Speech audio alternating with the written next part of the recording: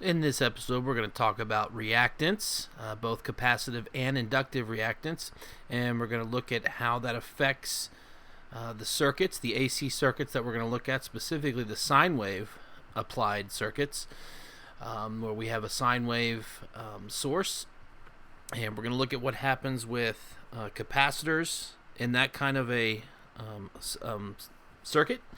And we're going to look at what happens with an inductor in that type of a circuit. So let's go ahead and get started.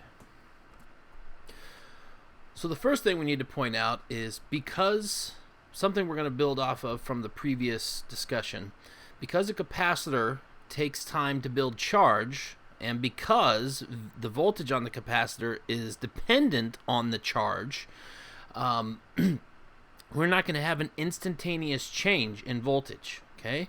So that means while it's charging up, the current is going to be ahead of the capacitor. Okay, so there's actually going to be what we call a phase shift. So remember, it takes 5 time constants for the capacitor to reach steady state. So when you have a sine wave that's constantly changing, right, if you have the frequency that's fast enough, the voltage will not change on the capacitor and essentially becomes a short. So like it says here, because current has to flow to accumulate charge, which creates the voltage, which we have as the electric field, it's not instantaneous, and that's what causes that shift. So if it is a purely capacitive circuit with an AC voltage source and a capacitor, okay, then the phase shift is going to be 90 degrees. It's never going to be more than 90 degrees, and it's never going to be less than 0. Now, it can be negative, but if you just take the magnitude, it's always between 0 and 90 degrees, okay? It might be negative just because one leads the other, but in terms of sheer, absolute value, that number is always going to be between 0 and 90.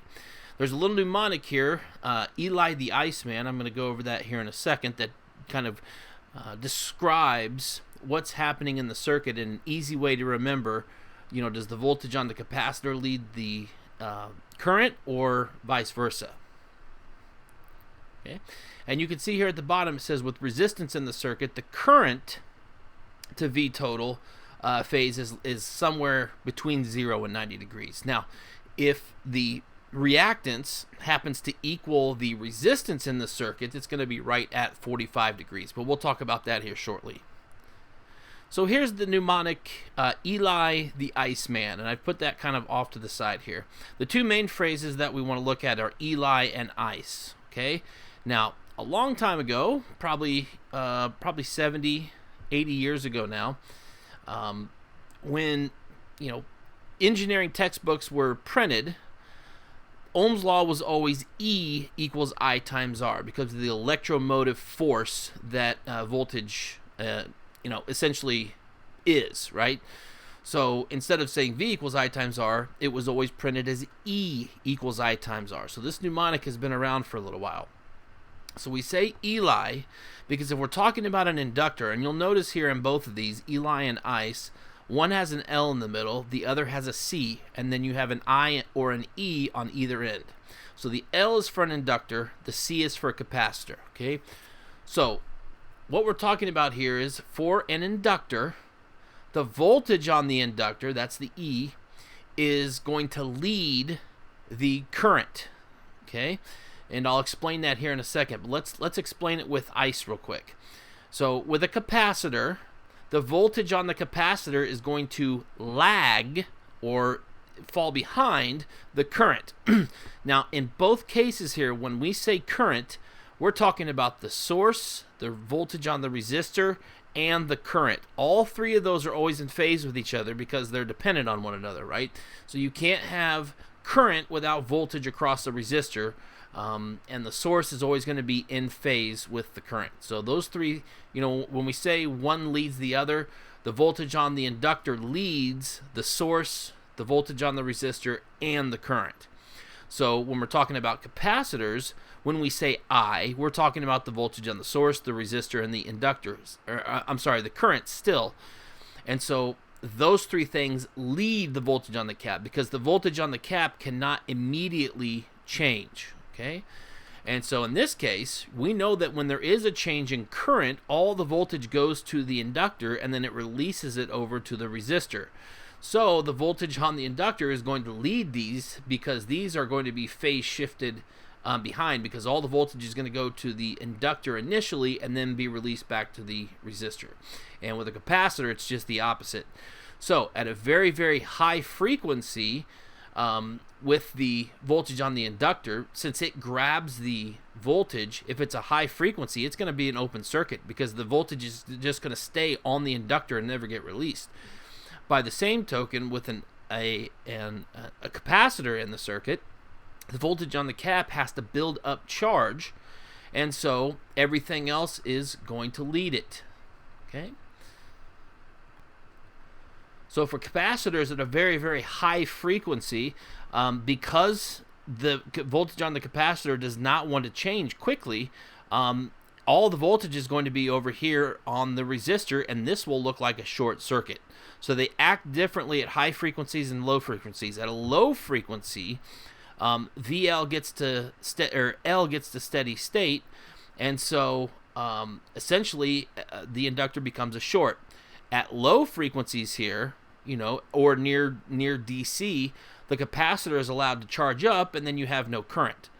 So at low frequencies, the inductor acts like a short, and at low frequencies, the capacitor acts like an open.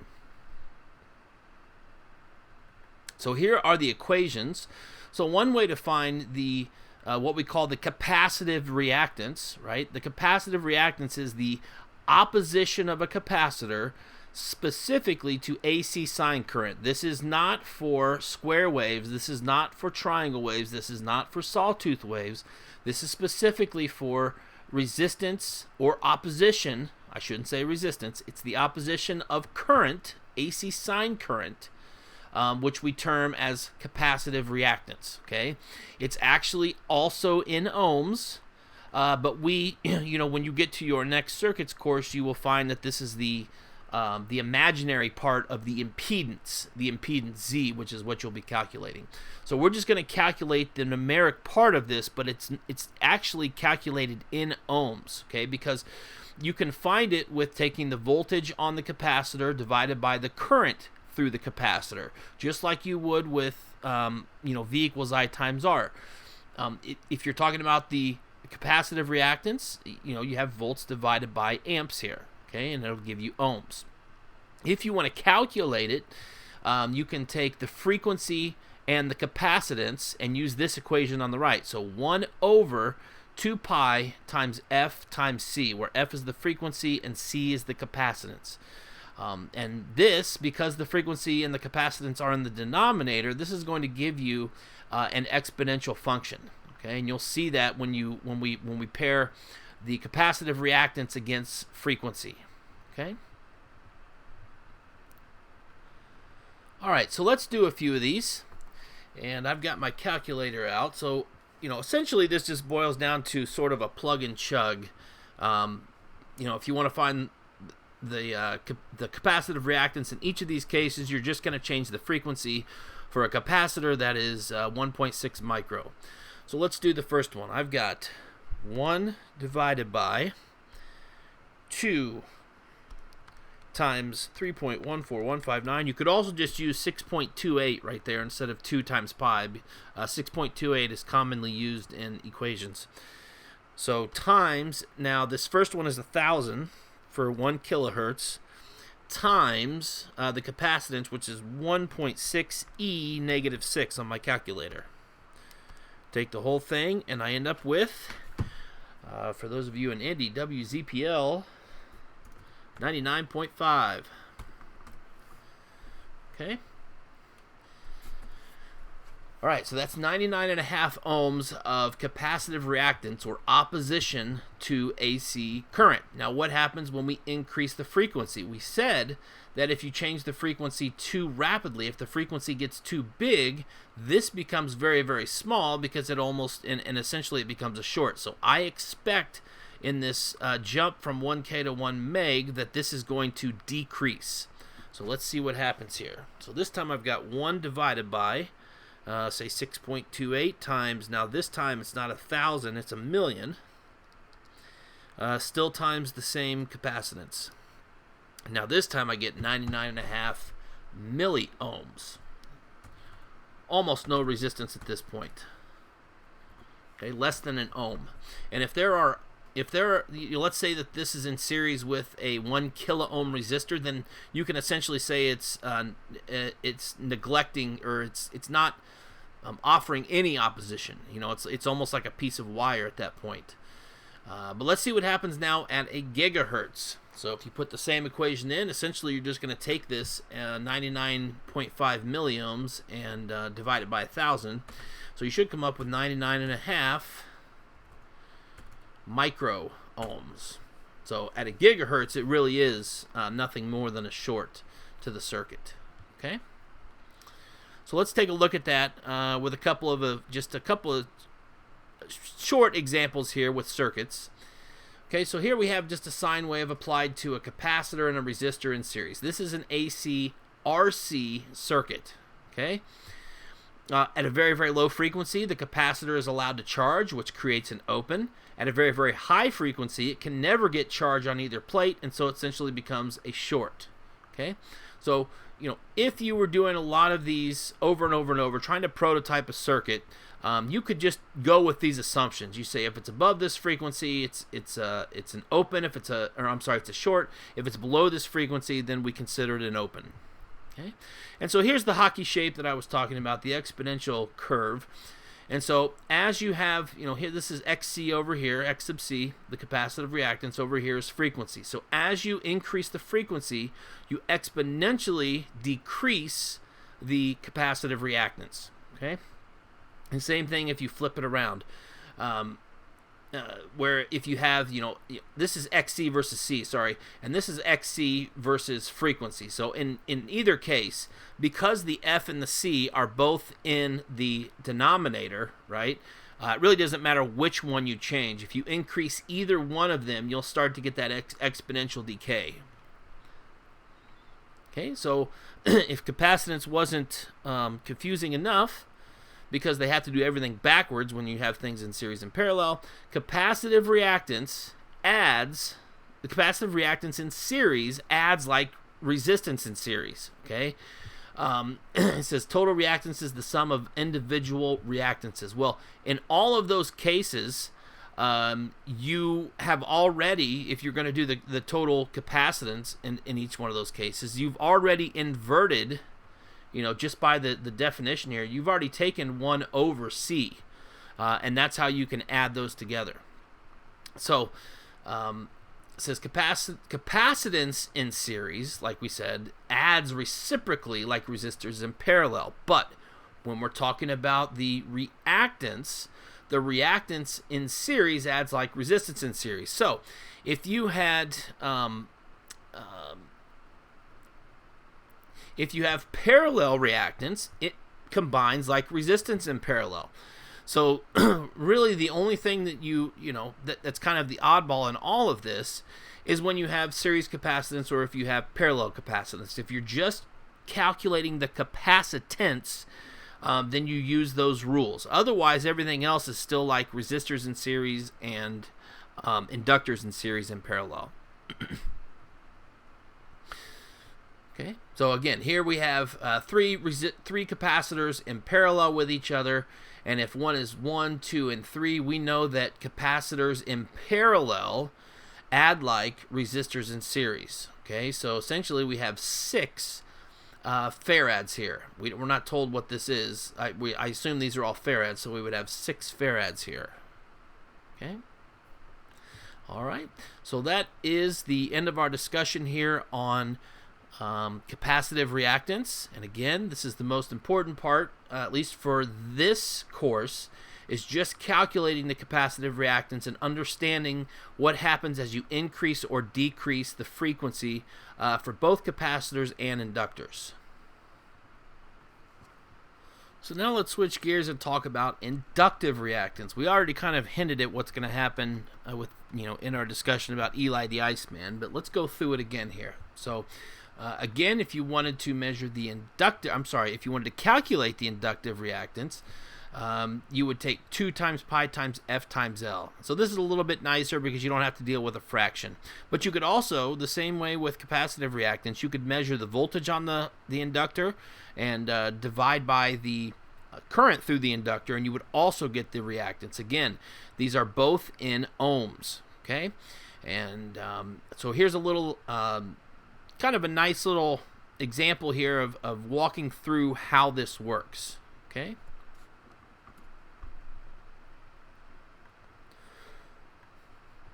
So it says inductive reactance is the inductor's opposition to a change in the AC sine wave current. Okay, I always am very explicit about the sine wave. So again, XL equals 2 times pi times F times L. Looks very similar to the capacitive one, right? If you were to take the whole thing and take it to the -1. So it's very similar in its structure. Okay. So it says it's directly proportional to both frequency and inductance, and this is pretty obvious. Obviously, with an equation that's linear like this, if you increase the frequency, you're going to increase XL. If you increase the inductance, you're going to increase XL, and it's proportional on both sides. So that is directly proportional.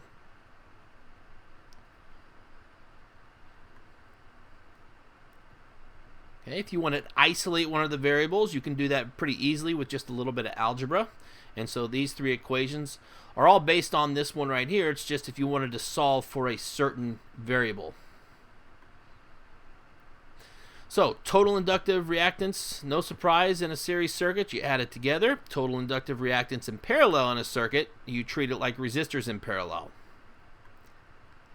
Okay, in this case, we've got 12 ohms, and we've got 8 ohms in series with each other, and so those add together to give you 20 ohms. Again, this is after we've already found the inductive reactance. Okay, here we've got 12 ohms in parallel with 8 ohms, and if you take those in parallel together, you get 4.8 ohms, just like you would if you were doing a normal parallel combination. Okay, so again, this is just a restatement of what we already have seen, and there we go. So just like with the capacitive reactance, let's go ahead and take a look at some of these examples here, okay? And so it's asking what is XL if L is 30, okay? So really the only thing that we don't know here is the frequency. So let's see what happens at each one of these frequencies, okay? So I'm getting my calculator out here again. This time I don't have to worry about a fraction, which is nice. So 2 times pi, 3.14159, or again, here you can just use 6.28 times the frequency times the inductor. So here we've got times 100 times, in this case we have 30 milli, so that's 0.03, and I come up with 18.8, and that's ohms. Okay. The next one, now instead of 100, we've got 1,000 there, so I presume this will be multiplied times 10, and it is. I come up with 188. Okay. Obviously, if we're going to double that, take the last one and multiply it by 2. We come up with 377 if we round. And then at 1 meg,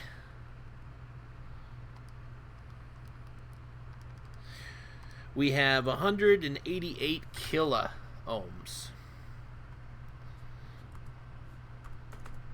So you can see just the opposite is happening. As you increase the frequency on an RL circuit, or an inductive circuit, you are increasing the reactance, right? Till eventually you're going to have the reactance so high that there's no current flowing and it becomes an open circuit. All right. So at very, very low frequencies, it has almost no interference with the circuit at all, right? No reactance to it. And if you get down closer to DC, this thing will become milliohms and microohms, just like capacitors do at very high frequencies.